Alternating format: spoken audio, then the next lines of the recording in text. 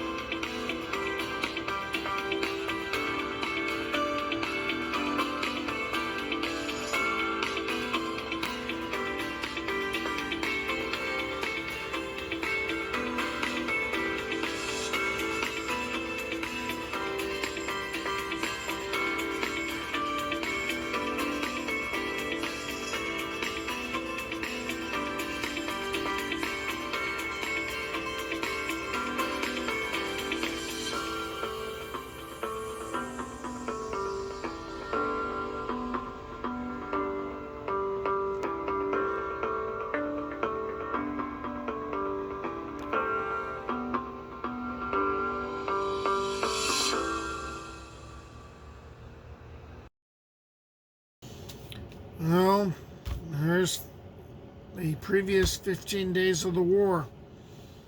I hope you got something out of it, or I hope it at least made you think about what's happening and why Ukraine needs support in this unprovoked war of aggression by an imperialist power.